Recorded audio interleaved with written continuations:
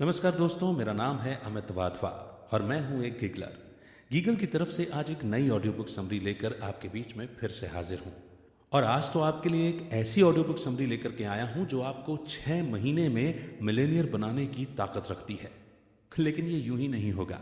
आपको प्रॉमिस करना होगा कि आप केवल ऑडियो बुक समरी सुनेंगे ही नहीं, बल्कि इसे सुनकर इस बुक में दिए प्रिंसिपल्स को अप्लाई करते हुए अपने उन आइडियाज पर एक्शन भी लेंगे जिन पर आप न जाने कब से काम करना चाहते हैं। बस हिम्मत का एक छोटा सा कदम बढ़ाइए और फिर कामयाबी को आपकी तरफ आना ही होगा। तो आज की ऑडियो बुक समरी है लॉज ऑफ सक्सेस, जिसे लिखा है नेपोलियन हिल ने। नेपोलियन हिल जाने माने सेल्फ हेल्प ऑथर्स में से हैं। वो अपने बेहतरीन काम जैसे थिंक एंड ग्रो रिच के लिए जाने जाते हैं, जिसका नाम अब तक की 10 बेस्ट सेलिंग बुक की लिस्ट में शामिल है। उनके ज्यादातर बुक्स का थीम सक्सेस हासिल करने पर ही फोकस किया गया है। नेपोलियन हिल का मानना था कि जब आपकी उम्मीदें बहुत ऊंची होती हैं तो आपका जीवन भी बड़ा और शानदार होता है। तो आइए शुरू करते हैं इस शानदार बुक से, जिसका टाइटल है लॉज ऑफ सक्सेस। और बुक का इंट्रोडक्शन कुछ इस तरह के सवाल से शुरू होता है। क्या आप मिलेनियर बनना चाहते हैं? अब आप कहेंगे कि भाई कौन नहीं बनना चाहता। बिल्कुल सही बात है। आजकल किसी को सक्सेसफुल तभी माना जाता है जब वो करोड़पति होता है। मगर पहले कामयाब लोगों की सक्सेस पैसों से नहीं आंकी जाती थी, पर आज समय बदल गया है। अब तो इतने लोग मिलेनियर की गिनती में आ गए हैं कि उन्हें उंगलियों पर नहीं गिना जा सकता। अरे आप उदास मत होइए, आप उनसे अलग नहीं हैं। आप भी वो सब हासिल कर सकते हैं जो उन्होंने किया है। आपको सिर्फ लॉज ऑफ सक्सेस के बारे में जानने की जरूरत है। ये बुक सक्सेस और पैसा दोनों कमाने के लिए एक बहुत प्रैक्टिकल बुक है। आप जो सबक इस बुक में सीखेंगे उन्हें असल में जिंदगी में आजमाया जा चुका है। इसीलिए निश्चिंत रहें कि ये बिल्कुल काम करता है। दुनिया भर के हजारों मिलेनियर इसी का तो इस्तेमाल करते हैं। ये बुक आपको सेल्फ डिस्कवरी यानी खुद को खोजने के रोमांचक सफर पर ले जाएगी। आपको समझ में आने लगेगा कि लाइफ में अपने पैशन को कैसे ढूंढना है और कैसे एक गोल सेट करना है। इतना ही नहीं, आप फोकस करने की अहमियत और लॉ ऑफ अट्रैक्शन को यूज करना भी सीखेंगे, जिनकी मदद से आपके रास्ते आसान होते चले जाएंगे। एक बार जब आपके पास एक एक्शन प्लान तैयार होगा, फिर आप ऐसे लेसन सीखेंगे जो आपको ज्यादा कॉन्फिडेंट बनने में मदद करेंगे और ये आपको कैसे एक लीडर बनना है वो भी सिखाएगा। जिंदगी में अगर खुद आगे बढ़कर आप पहल नहीं करेंगे तो सक्सेस आपके लिए अपना दरवाजा कभी नहीं खोलेगी। हम सभी जानते हैं कि एक्स्ट्रा ऑर्डिनरी सक्सेस एक कमाल के और हट के आइडिया या थॉट से मिलता है। तो क्रिएटिव थिंकिंग से जो नए आइडिया जन्म लेते हैं उसके इंपॉर्टेंस को भी आप समझेंगे। आप इस बुक की पावर पर निश्चिंत होकर भरोसा कर सकते हैं, क्योंकि इस बुक ने सिर्फ 6 महीनों के अंदर तकरीबन 3000 लोगों को मिलेनियर बनाया है। और उनमें से कईयों का कोई बिजनेस भी नहीं था, लेकिन उन्होंने कुछ नया शुरू करने का जज्बा दिखाया। इसलिए अगर आपका कोई बिजनेस नहीं है तो अभी इसकी शुरुआत करें। अगर आपका लाइफ में कोई मकसद नहीं है तो इस बुक से मिली सीख को फॉलो करें और आप सीख जाएंगे कि दुनिया के सक्सेसफुल लोगों के बीच अपनी जगह कैसे बनानी है। अगर वो इसे कर सकते हैं तो आप भी बिल्कुल ऐसा कर सकते हैं। तो आइए आगे बढ़ते हैं। शुरुआत करते हैं चैप्टर से, introduction to the mastermind. Mastermind वो माइंड है जो 2 या उससे ज्यादा लोगों के क्रिएटिव थिंकिंग या साथ मिलकर काम करने से बनता है। अक्सर एक कॉमन गोल को अचीव करने के लिए 2 लोग साथ मिलकर काम करते हैं। हर चीज की तरह माइंड की भी अपनी एनर्जी होती है। 2 लोगों के माइंड की एनर्जी अलग अलग हो सकती है। यही कारण है कि अक्सर कुछ लोगों को लव एट फर्स्ट साइट हो जाता है, तो वहीं न जाने क्यों 2 लोग एक दूसरे को बिल्कुल भी पसंद नहीं करते। जब 2 माइंड एक ही एनर्जी की वजह से अट्रैक्ट होते हैं तो वो एक साथ मिलकर काम करने लगते हैं। अब ये माइंड बहुत ज्यादा पावरफुल होता है और एक इंसान के दिमाग की तुलना में बहुत ज्यादा क्रिएटिव तरीके से सोच सकता है। इमेजिन कीजिए कि अगर 4-5 लोग एक ही एनर्जी के आसपास इकट्ठा होते हैं तो उनका गोल भी सेम होगा और वो बिल्कुल एक जैसे प्रिंसिपल को ही फॉलो करेंगे। अगर इस ग्रुप ने अपने रिसोर्सेस को जोड़ दिया और एक साथ काम करने लगे तो वो ऐसी सक्सेस अचीव करेंगे जिसकी कोई बराबरी नहीं कर सकेगा। मास्टरमाइंड की इस पावर को आइए 3 पावरफुल लोगों के जरिए समझते हैं। फोर्ड, एडिसन और फायरस्टोन वो दिग्गज हैं जिन्हें कौन नहीं जानता। ये बात किसी से छुपी नहीं है कि फोर्ड इस दुनिया के पावरफुल लोगों की लिस्ट में शामिल हैं। अगर कभी उन्हें $1 बिलियन की भी जरूरत हो तो वो चुटकियों में उसका बंदोबस्त कर सकते हैं, और इसके लिए उन्हें ज्यादा कुछ नहीं, बस कुछ फोन कॉल्स करने की जरूरत होगी। जब उन्होंने अपना ऑटोमोबाइल का बिजनेस शुरू किया, फोर्ड को $225 मिलियन उन गाड़ियों की पेमेंट के रूप में हाथों हाथ मिल गई, जिनकी अब तक डिलीवरी भी नहीं हुई थी। ऐसा कभी कभार ही सुनने को मिलता है कि जब कोई प्रोडक्ट मार्केट में आने से पहले ही इतने शान से बिक जाता है। यह सब उस विश्वास की पावर के कारण हुआ जो फोर्ड के कस्टमर्स उन पर करते थे। तो अब दूसरे जाने माने शख्स हैं थॉमस एडिसन। लोगों का कहना है कि वो बहुत धार्मिक थे। वो साधारण लोगों की तरह इंसान द्वारा लिखी गई धर्म की बुक पर विश्वास नहीं करते थे, बल्कि नेचर जो उन्हें सिखाती थी वो उस पर विश्वास करते थे। उन्होंने हमेशा नेचर से काफी जुड़ाव हुआ महसूस किया। नेचर के साथ इस अद्भुत कनेक्शन के कारण एडिसन ने पहली वॉइस रिकॉर्डिंग डिवाइस फोनोग्राफ का आविष्कार किया। यहां तक कि वो तूफानी आसमान से बिजली भी पृथ्वी पर लाने में कामयाब हुए, ताकि इंसान उसका इस्तेमाल सभी तरह के काम के लिए कर सके। उनके अनगिनत लाजवाब इन्वेंशन दुनिया के लिए किसी गिफ्ट से कम नहीं है, और उनका योगदान आज भी लोगों के जहन में जिंदा है। इस लिस्ट में तीसरे दिग्गज हैं Harvey Firestone. Firestone tyre industry के पीछे जो कमाल का दिमाग है वो उन्हीं का था। फोर्ड और एडिसन की तरह उन्होंने अपनी सक्सेस स्टोरी की शुरुआत बिना पैसों और बिना किसी एजुकेशन के की थी। अगर फोर्ड के पास कुछ था तो वो था उनका पक्का इरादा और एक जीनियस माइंड जो सक्सेस पाने के लिए ही बना था। ज्यादातर लोग नहीं जानते कि एक मजबूत दोस्ती ने इन तीन हस्तियों को एक साथ जोड़े रखा था। हर साल वो शिकार का आनंद लेने के लिए किसी न किसी जंगल में साथ समय बिताया करते थे। वो इस समय का इस्तेमाल आराम करने और अपनी एनर्जी को रिचार्ज करने के लिए किया करते थे। एक और बड़ी दिलचस्प बात है जो शायद वो तीनों भी नहीं जानते होंगे कि उनका ये स्ट्रॉन्ग कनेक्शन उन्हें और भी ग्रेट बनने में मदद कर रहा था। हम बिल्कुल इसी कनेक्शन की बात कर रहे थे जिसे हम मास्टर माइंड कहते हैं। कुछ लोग इस दावे पर डाउट कर सकते हैं, लेकिन तीन महान लोगों की समानता ये साबित करती है कि उनकी एनर्जी का एक दूसरे पर असर होता था। उन तीनों ने बिल्कुल नीचे से शुरुआत की। उनके पास कोई लंबी चौड़ी डिग्री नहीं थी, और सबसे जरूरी बात, उनके पास खुद के अलावा कोई सपोर्ट नहीं था। ये फैक्ट कि उनका नाम हिस्ट्री के पन्नों में अमर हो गया, ये साबित करता है कि उनके कनेक्शन ने एक ऐसे शक्तिशाली टूल को बनाया जिसे हम मास्टर माइंड कहते हैं। आइए अब आगे बढ़ते हैं नेक्स्ट चैप्टर की ओर। A definite chief aim. हर इंसान के पास लाइफ में एक गोल होना चाहिए। इसके दो कारण हैं। सबसे पहला, जब आप एक डेफिनेट गोल सेट करते हैं तो आप उस गोल के अनुसार काम करने के लिए खुद को प्रोग्राम करने लगते हैं। यह साइकोलॉजिकल रूप से साबित हो चुका है कि जब हम अपने थॉट्स को किसी एक चीज पर फोकस करते हैं तो हम ऑटोमेटिकली उस गोल के हिसाब से परफॉर्म करने लगते हैं। दूसरा फायदा यह है कि यह आपको एक ऐसा वर्किंग प्लान तैयार करने में मदद करता है जो आपको बेशुमार दौलत दिला सकता है। हम सभी सक्सेसफुल और अमीर बनना चाहते हैं, लेकिन यह तभी हो सकता है जब हम अपनी पावर और एनर्जी को एक ही रास्ते पर फोकस करें, क्योंकि पावर ऑर्गेनाइज्ड एफर्ट होता है। एक डेफिनेट गोल होने से यह आपकी लाइफ में उन लोगों को अट्रैक्ट करने लगता है जिनका माइंडसेट बिल्कुल आप जैसा होता है। जब आप ऐसे लोगों के साथ अपनी एनर्जी को जोड़ते हैं तो आप एक ऐसा पावरफुल मास्टरमाइंड बना सकते हैं जो आपको एक्स्ट्रा ऑर्डिनरी सक्सेस की गारंटी देगा। आइए अब एक ऐसे आदमी से सीख लेते हैं जिसके 7 बेटे थे। एक बूढ़ा आदमी था जिसके 7 बेटे थे। उसके बेटे हमेशा आपस में लड़ते रहते थे। ना वो कभी साथ काम करते थे और ना किसी एक बात पर सहमत होते। इसलिए एक दिन उस बूढ़े ने उन सबको सबक सिखाने की ठान ली। उसने सबको अपने कमरे में बुलाया, फिर 7 पतली पतली लकड़ियां ली और उन्हें जोड़कर एक मजबूत बंडल बना दिया। अब उसने अपने बेटों को बंडल तोड़ने के लिए कहा। उसके हर बेटे ने कोशिश की, लेकिन कोई भी उस बंडल को तोड़ नहीं पाया। अब वो बुजुर्ग व्यक्ति मुस्कुराने लगा। उसने उस बंडल पर बंधी रस्सी को खोला तो लकड़ियां अलग अलग हो गईं। अब उसने हर बेटे को एक लकड़ी दी और उसे तोड़ने के लिए कहा। इस दफा उन सब ने बड़ी आसानी से लकड़ी को तोड़ दिया। तब उसने अपने बेटों को समझाया कि जो सबक इन लकड़ियों ने सिखाया है वो बहुत अनमोल और कीमती है। जब लकड़ियां साथ बंधी होती हैं तो वो मजबूत होती हैं और उन्हें आसानी से तोड़ा नहीं जा सकता है।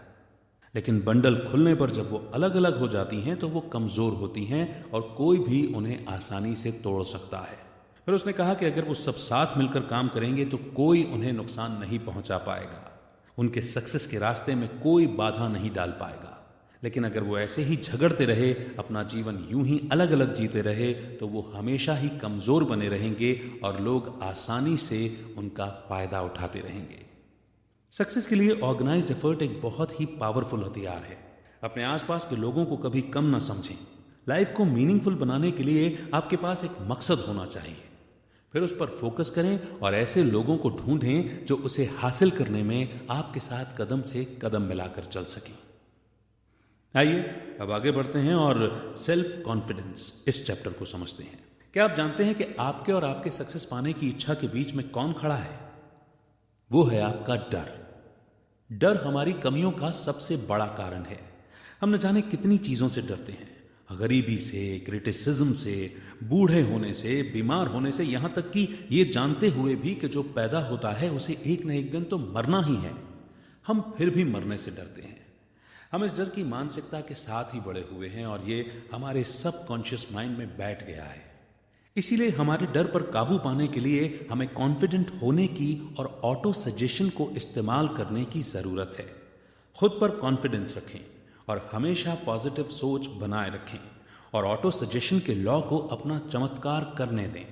जब आप किसी गोल पर अपना पूरा ध्यान फोकस करते हैं तो आप अपनी लाइफ में वो सब कुछ अट्रैक्ट करने लगते हैं जो आपके रास्ते को आसान करता चला जाता है।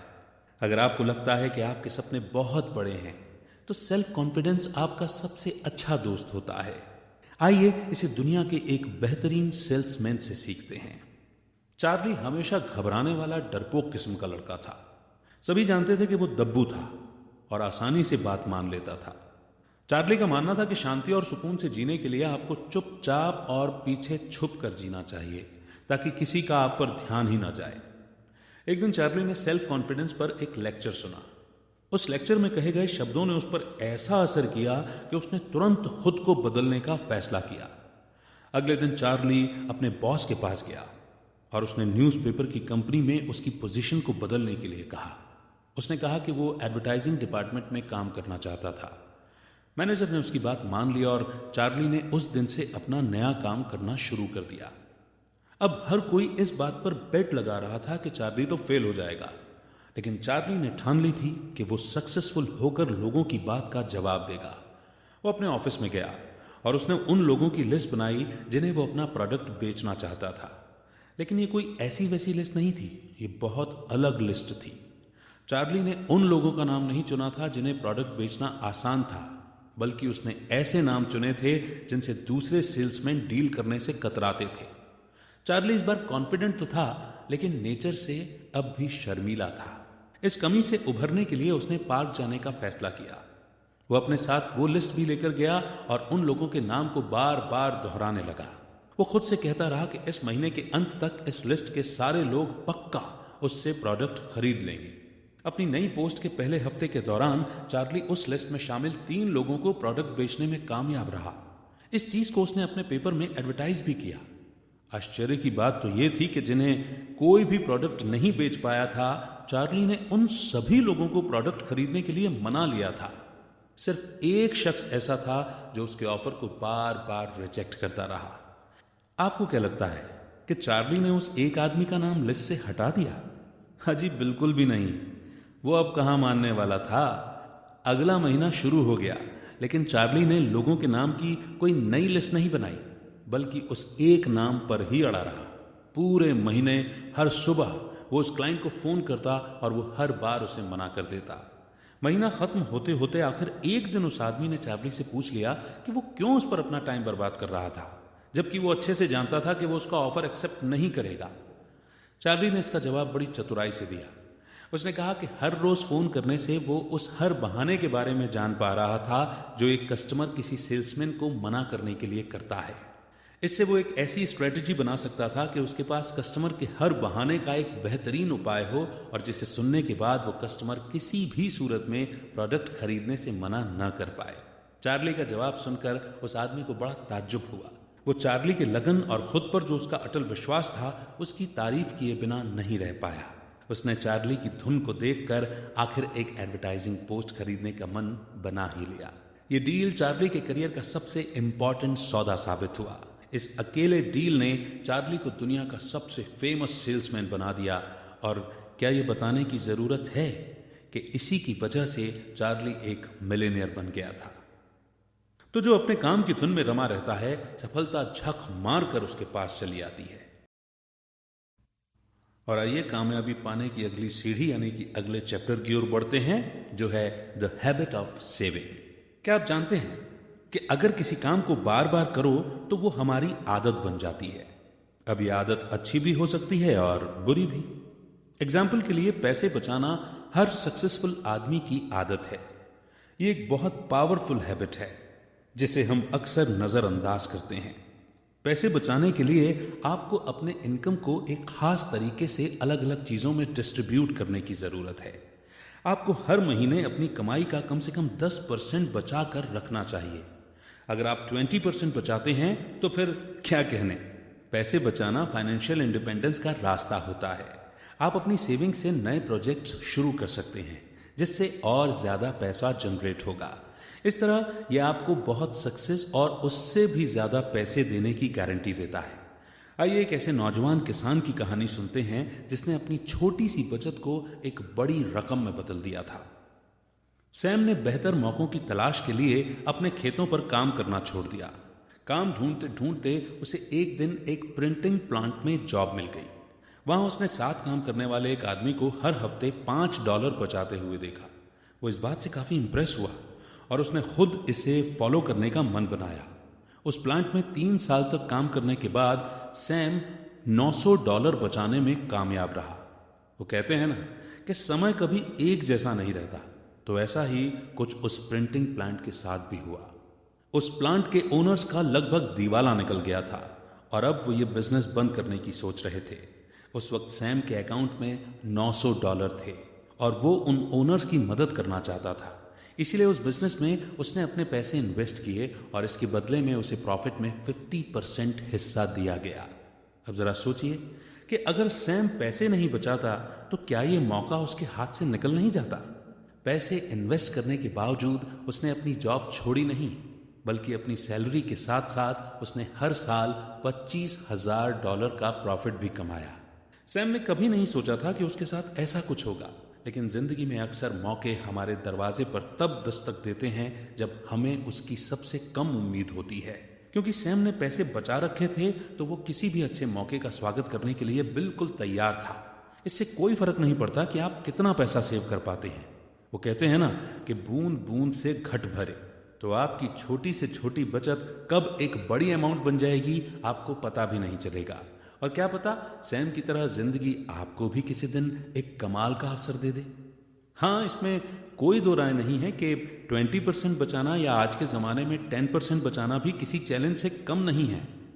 कई बार बैठे बिठाए यूं ही पैसे खर्च हो जाते हैं, या हमारे कुछ ऐसे दोस्त भी होते हैं जो बस मज़े और एंटरटेनमेंट के लिए हज़ारों रुपए उड़ा देते हैं। लेकिन आपको थोड़ी कोशिश करके, अपना मन पक्का करके अपने गोल पर फोकस करना होगा। अब इस कहानी में ही देख लीजिए, सैम बहुत गरीब था, बड़ी मुश्किल से उसका गुजारा हो रहा था, लेकिन वो बहुत स्मार्ट था। उसने पैसे बचाने की इस अद्भुत आदत की ताकत को समझ लिया था। उसने तुरंत इसे अपनाया और उसका नतीजा ये हुआ कि आगे चलकर उसकी थोड़ी सी बचाई हुई रकम से उसने बहुत पैसा कमाया, जिसने उसकी जिंदगी को खुशहाल और कंफर्टेबल बना दिया। आप भी ऐसा कर सकते हैं, बस थोड़ी सी कोशिश करने की देर है। तो आइए अब आगे बढ़ते हैं और चलते हैं नेक्स्ट चैप्टर की ओर, इनिशिएटिव एंड लीडरशिप। कॉन्फिडेंस एक महान लीडर का सबसे बड़ा गुण होता है। आप इसे उसका सबसे खास हथियार भी कह सकते हैं, क्योंकि इसी के दम पर वो लोगों को मोटिवेट करने और उनमें जोश भरने में कामयाब होता है। किसी पर डिपेंडेंट हुए बिना अपने दम पर हर काम को कर गुजरने के जज्बे के बिना आप एक महान लीडर नहीं बन सकते। अगर आपके बॉस को आपको ये बताने की ज़रूरत नहीं पड़ती कि आपको क्या क्या करना है, तो इसका ये मतलब है कि आप में आगे बढ़कर पहल करने की एबिलिटी है और आप बखूबी अपनी सभी जिम्मेदारियों का ध्यान रख सकते हैं।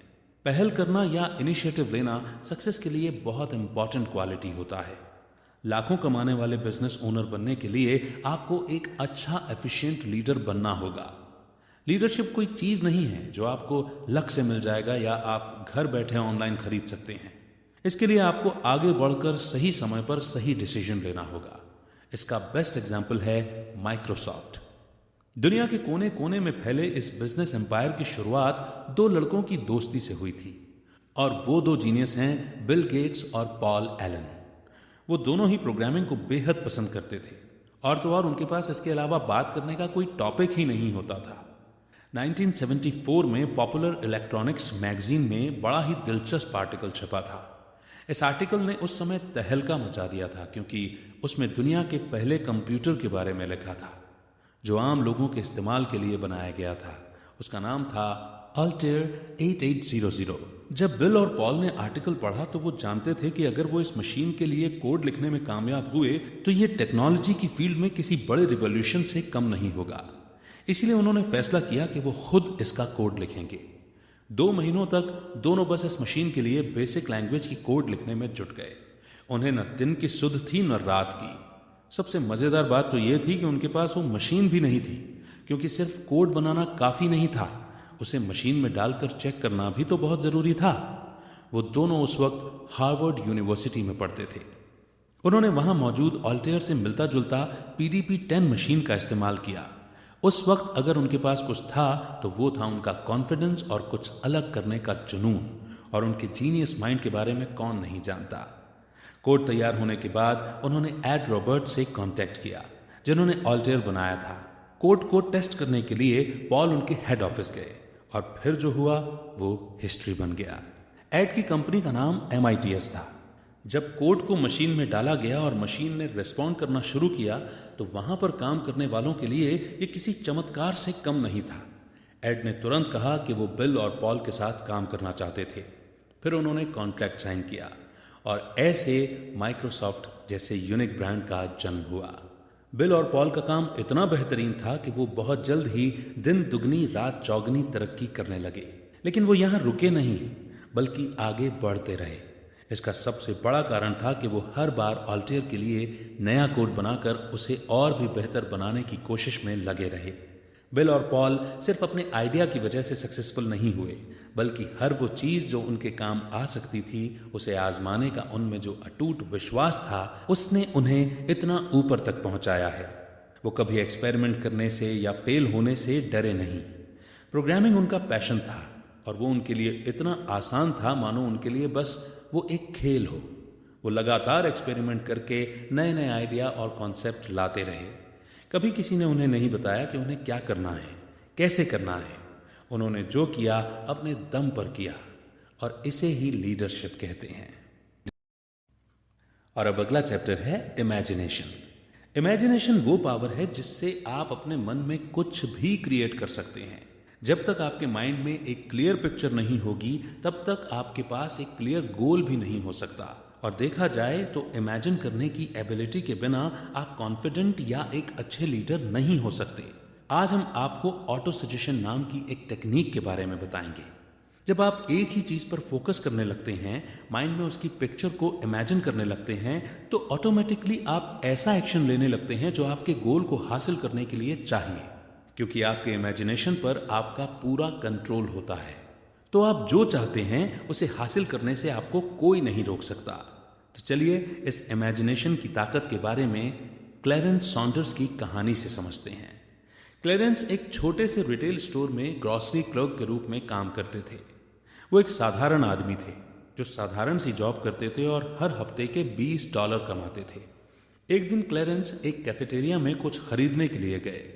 जब वो लाइन में इंतजार कर रहे थे तो क्या होगा अगर जैसे थॉट्स उनके माइंड में चलने लगे।